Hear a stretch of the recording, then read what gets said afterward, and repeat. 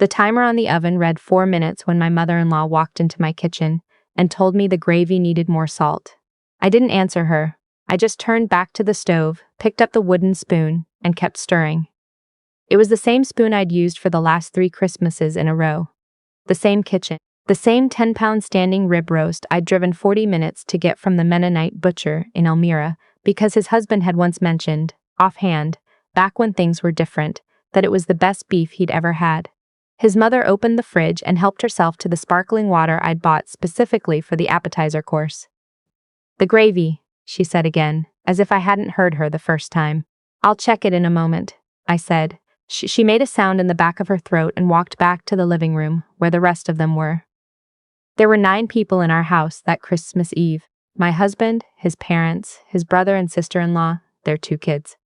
7 and 9, full of energy, already cranky from the drive down from Barrie, and my husband's university friend who had nowhere else to go, which was the reason I was given when he was added to the guest list 3 days before the dinner.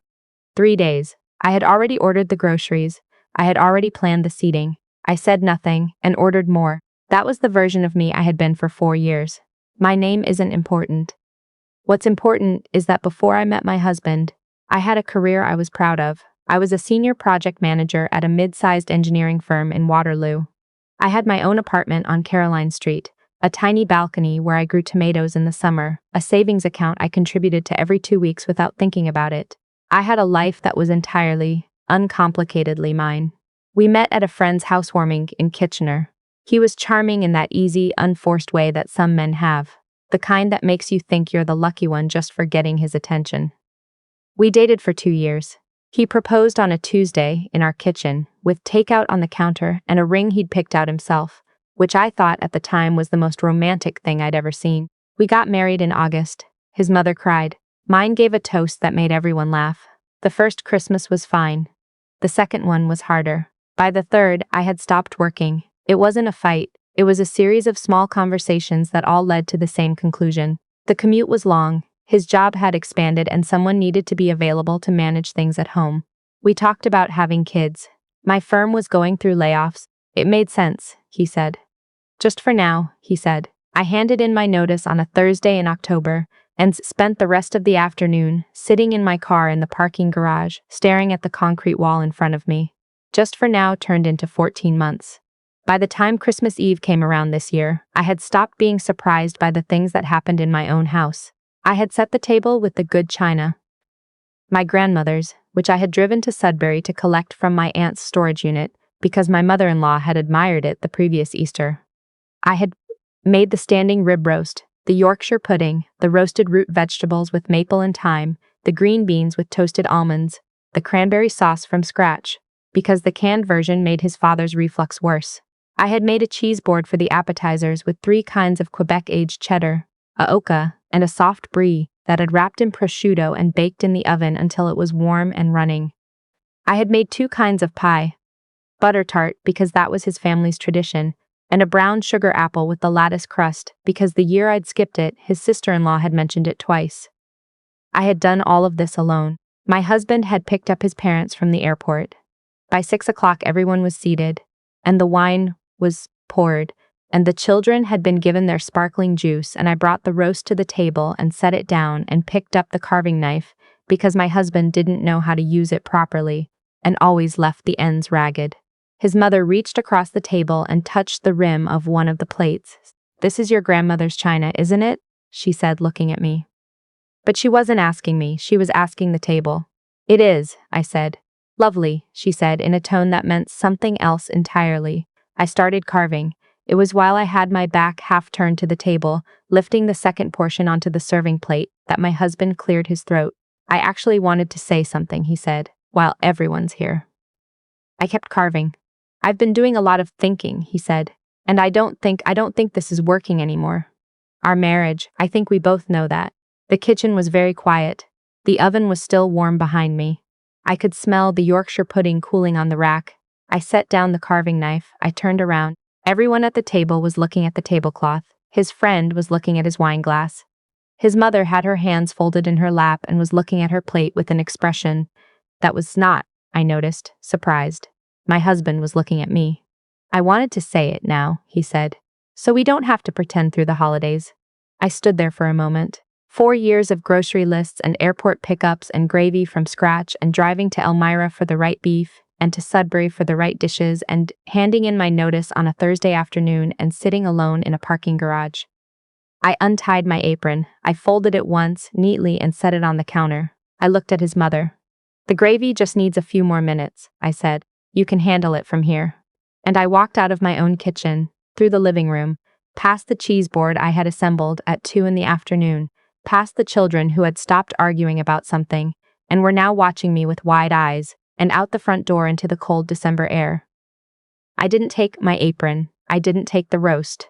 I left the butter tart pie on the counter, and I left the lattice crust apple pie next to it, and I left the good china on the table, and I got in my car, and I backed out of the driveway and drove.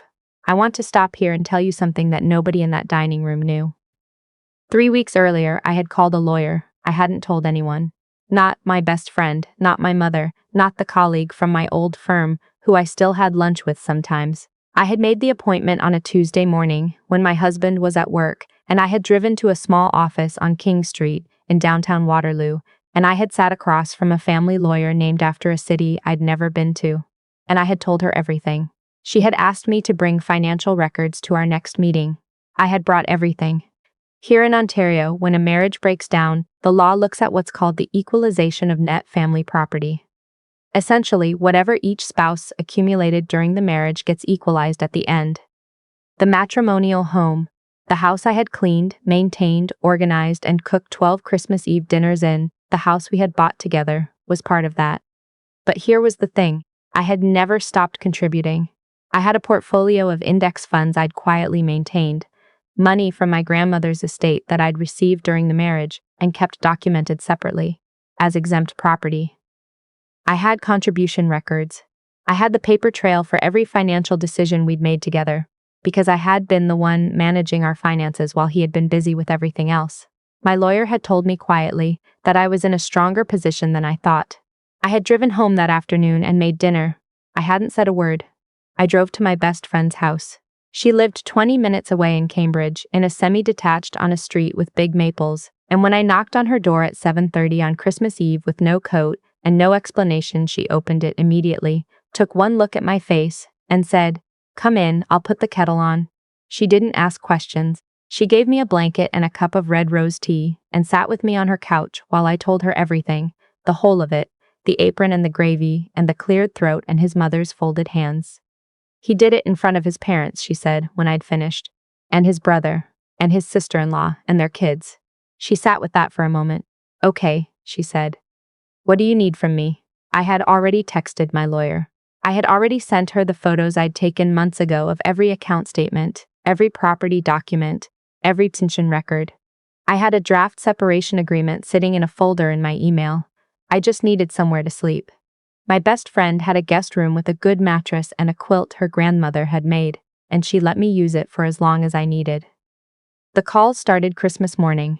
The first one was from my husband. I let it go to voicemail. The second was from his mother, which I did not expect, and I did not listen to that one for 2 days.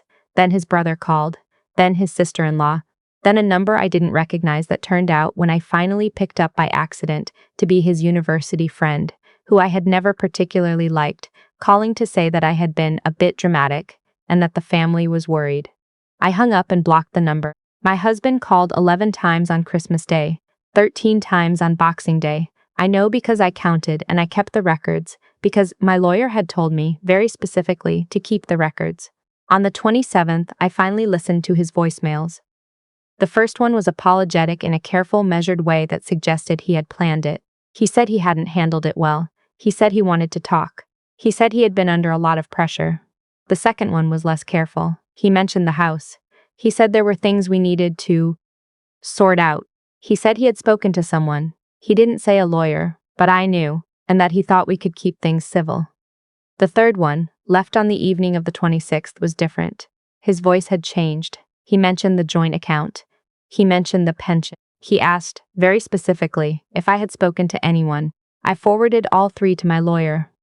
We met in her office on the 28th. It was cold, properly cold. the kind of January and December cold that southern Ontario sometimes gets when the wind comes off the lake. I wore my good coat. I brought coffee for both of us without being asked. She had reviewed everything I'd sent. "You're entitled to equalization of the net family property," she said. "Given what you've contributed and given the timeline, we're looking at a significant figure. The matrimonial home will need to be appraised, and his pension is subject to division." "He thinks he's going to keep the house," I said. "He can buy out your interest," she said. "Or it can be sold and proceeds divided. Those are his options." She slid a number across the desk, written on a yellow notepad, the way lawyers do when they want you to see it rather than hear it. I looked at it for a moment. "Is that realistic?" I said. "It's conservative," she said. "The thing about being the person who managed the finances is that you know exactly where everything is." I had 4 years of records. I had the original mortgage documents. I had the investment account statements, the RRSP contributions, my own TFSA that I had maintained independently. I had the record of the renovation we'd done on the kitchen 2 summers ago, the renovation I had project managed, because that was what I knew how to do, and I had the receipts, because I had kept all of them. I had also, 3 months earlier, photographed the contents of the filing cabinet in the office and sent every image to my personal email, just in case. When my husband's lawyers sent their initial response, it was clear they had assumed I would come to the table unprepared. The offer was, "I'll be polite, not serious." My lawyer sent back something that was. By mid-January, the calls had mostly stopped. His mother tried once more, a long voicemail that began with concern and ended with a comment about the china. She would like, she said, to have it returned, as it had sentimental value to the family. My grandmother's china. I did not respond to that voicemail. My friend had driven with me to the house on a Tuesday when I knew he'd be at work. We had taken everything that was mine: clothes, documents, the wooden spoon, the small collection of cookbooks I'd had since university, the tomato seedling I'd started in a little pot on the windowsill in November because old habits. We had taken the china, wrapped it in the good dish towels, and packed it into the back of her SUV. I left my key on the kitchen counter. I did not take the butter tart pie. I had left it there on Christmas Eve, and I was going to leave it there still. There's a version of this story where I tell you I fell apart, where I cry in the grocery store and can't sleep and sit in the dark for weeks, feeling like I've lost everything. I'm not going to tell you that version because it's not quite accurate. The truth is that the moment I untied that apron, something in me went quiet. Not numb. Quiet. Like a noise I had been living with for so long I'd stopped hearing it, had finally stopped. I moved into a short-term furnished apartment in Waterloo in January, a nice one on the 6th floor with a view of the park, and I made a list. I contacted my old firm first. My former manager answered my email within an hour. There were no positions open at my old level, she said, but she was aware of 2 firms that were hiring at senior levels, and she'd be happy to make introductions. She knew people. I knew my work. 3 weeks later, I was in a second interview. I also called my bank and re-established my own accounts fully, separate from anything joint. My TFSA was already independent. My RRSP contributions would resume with my next paycheck. I am telling you these details because the most liked comment on a video I once watched said, "Secure your documents before you leave. Know your accounts. Keep the evidence." I had done all of those things, not dramatically, not in a rush, but quietly, over months, the way I had managed projects for years, methodically, thoroughly, without announcing myself. The settlement came through in March. I won't tell you the exact number, but I'll tell you it was more than the conservative figure on the yellow notepad. The house was going to be sold. His pension was subject to division. The calculation had accounted for the full period of our marriage, including the 14 months I had not been employed, which the law in Ontario does not treat as nothing. It treats it as a contribution of a different kind. My lawyer shook my hand when we signed. She said I had been one of her most prepared clients. "I'm a project manager," I said, "by training and by habit." She laughed. I drove home, my home, the 6th floor apartment with the park view, and I opened a bottle of the Niagara Riesling I'd been saving since before Christmas, the one I'd bought at the winery on a long weekend in the fall, back when I had still been trying to make things work. I poured a glass and sat at my kitchen table and looked out at the park. The maples were just starting to bud. March in Ontario is stubborn and gray most of the time, but that evening the light was doing something soft and golden through the bare branches, and I sat there for a long time watching it. His mother called one more time in April. I picked up, because by then I had nothing left to lose by hearing her out. She asked how I was. I said I was well. She said the family had been thinking about me. I said that was kind. She said she hoped there were no hard feelings. I thought about the gravy. I thought about the 4 years of Christmas dinners and airport pickups and grocery orders, and the afternoon I'd spent in a parking garage in October, staring at a concrete wall. No hard feelings, I said, and I meant it, because hard feelings require energy I had already redirected somewhere more useful. She paused. Then she asked carefully about the china. It was my grandmother's, I said. It stays with me. There was a long silence. Of course, she said finally in that same tone from Christmas Eve. The one that meant something else entirely. I said goodbye and wished her well, and ended the call, and then I went to the kitchen and made myself a proper dinner. Halibut with brown butter and capers, roasted asparagus, a little wild rice, and I set one place at the table on my grandmother's china and I ate every bite. The gravy, for what it's worth, was perfect.